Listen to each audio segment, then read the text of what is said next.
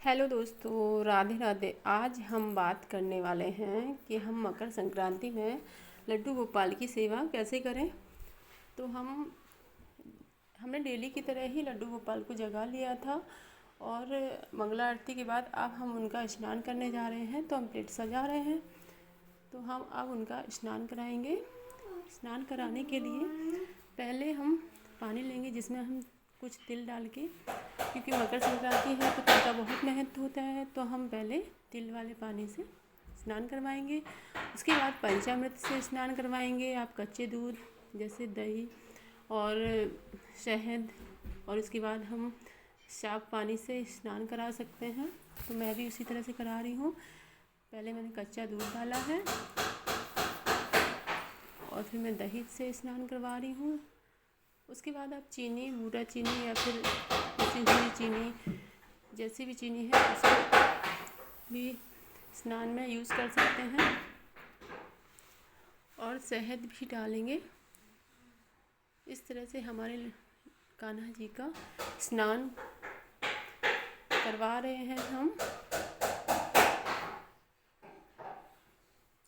हमने स्नान में उनका शहद यूज़ किया है और अब हम उनको साफ़ पानी से स्नान करवा देंगे। बस लास्ट स्नान इनका साफ़ पानी में थोड़ा सा गंगा जल मिलाएंगे।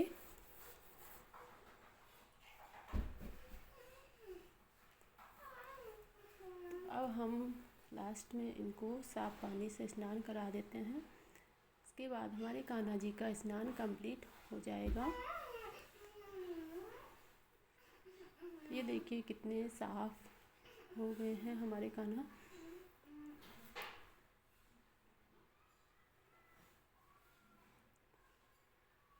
कितने सुंदर दिखने लगे हैं स्नान के बाद। अब हम उनको डेली की तरह ही ताप लगाएंगे, जैसे हम डेली इनको स्नान के बाद ताप लगाते हैं।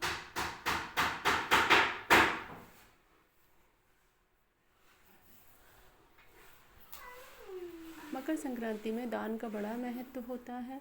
आप तिल का दान भी कर सकते हैं और जो भी चाहें खिचड़ी चावल, क्योंकि इस बार तो एकादशी पड़ रही है, तो इस बार खिचड़ी का दान नहीं बताया गया है।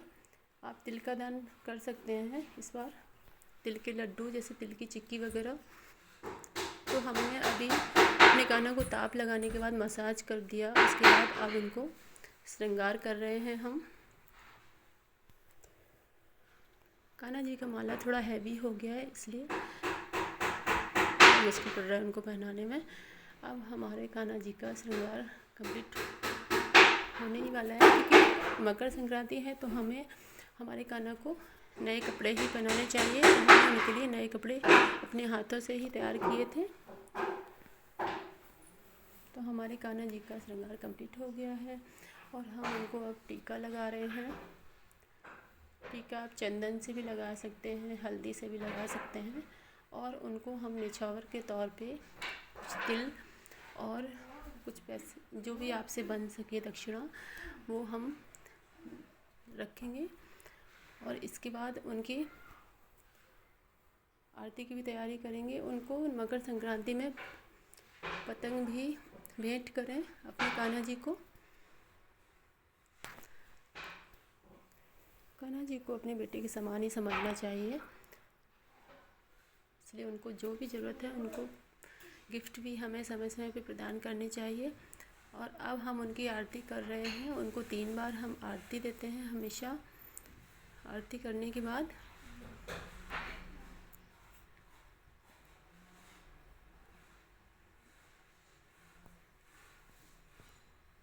तो हमारे कान्हा जी का श्रृंगार कंप्लीट हो गया है, आरती भी हो गई है। और उनको तुलसी ज़रूर प्रदान करें, क्योंकि एकादशी के दिन हम तुलसी नहीं तोड़ते हैं, तो हम एक दिन पहले ही तुलसी तोड़ लेंगे, क्योंकि द्वादशी को भी हम नहीं तोड़ते हैं। तो आप चाहें तो एक दो दिन पहले तोड़ के रख लीजिएगा। और अब हम कान्हा जी को भोग लगा रहे हैं। तो हमने भोग में उनको हलवा बनाया है, उसमें थोड़े से तिल फ्राई करके डाल दिए थे, क्योंकि तिल का भोग लगाना चाहिए संक्रांति के दिन। तो हम ये लगा रहे हैं। और आप चाहें तो तिल की चिक्की या लड्डू भी बना सकते हैं।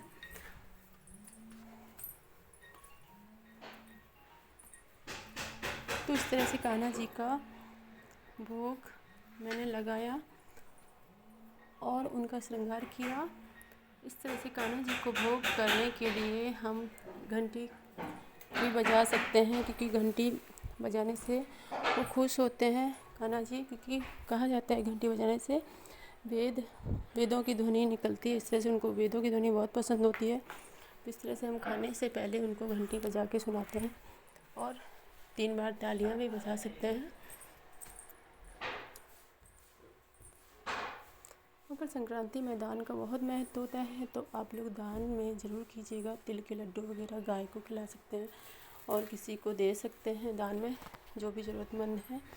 तो इस तरह से हमारा वीडियो कंप्लीट हो गया है। आप भी ऐसे ही कीजिएगा पूजा। धन्यवाद। राधे राधे सभी को। जय श्री कृष्णा।